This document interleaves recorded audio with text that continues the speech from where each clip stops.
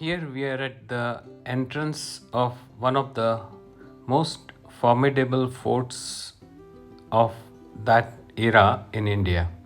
It is said that the fort could only be conquered when betrayed by the people inside. Daulatabad was originally known as Devgiri, which means the mountain of gods. The fort was built by Yadav King Bhillamma in the year 1187. Daulatabad came under the rule of Alauddin Khilji in 1308. Muhammad bin Tughlaq transferred the capital from Delhi to Daulatabad for a brief period during 1327 to 1334. In 1499, Daulatabad became part of Ahmednagar Empire. In 1610, the nearby city of Aurangabad, which was then called Khadki, became the capital of Ahmednagar Empire. Daulatabad Fort is built on a conical hill about 200 meters high. Much of the lower slope of the hill was cut away by the Yadavas to improve the defenses of the fort. The vertical wall has been smoothened so that the lizards which were used to climb the hill could not get a foothold. The fort has 3 concentric walls to increase its defensive capabilities. Chan Minar is a tower 210 feet high and 70 feet in circumference at the base. It was built by Alauddin Bahmani in the year 1445. It serves as a watchtower. The entry to visitors has been blocked after a suicide. One can tailor the tour of the Daulatabad Fort depending upon the time available at hand and the fitness level. We decided to cover basically all the attractions which are at a relatively lower level and not go right up to the top.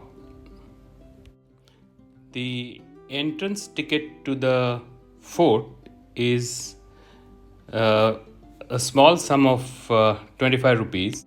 They take a deposit of 25 rupees per plastic water bottle that you carry with you, and your deposit is returned when you bring back the water bottle. So this helps in not having plastic litter the fort. We saw many school children visiting the fort. If you are visiting Ajanta, Ellora, Aurangabad, you must definitely visit Daulatabad Fort. Shaped like a ram's head, this is the second biggest cannon in erstwhile India. This gun had an excellent shock absorbing capacity and could be rotated 180 degrees to fire in any direction. One of the defenses of the fort is the moat all around the fort. It used to be filled with water with steep walls, and there used to be crocodiles in the moat. The only entry to the fort over the moat is a bridge.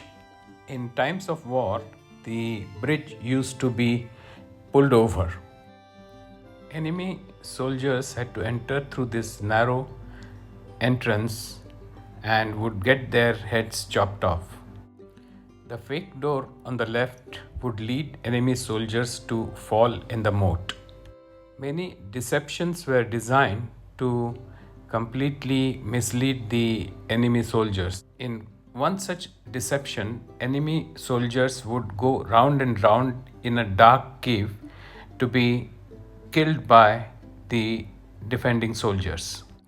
At some place, the defending soldiers would pour hot oil from above.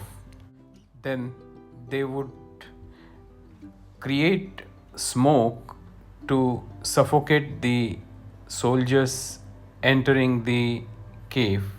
In another such deception, there is a hole in the dark cave where the enemy soldiers would be led. He would fall in the hole about 50 feet or more and eventually fall in the moat to be eaten up by the crocodiles. We saw few other monuments like the Rang Mahal, which is currently under restoration by the Archaeological Survey of India, and we also saw the ruins of Chini Mahal, which was used to imprison Abul Hassan Tana Shah. We saw the gigantic doors which were studded with spikes so that the elephants which were used to break the doors would get hurt by the spikes.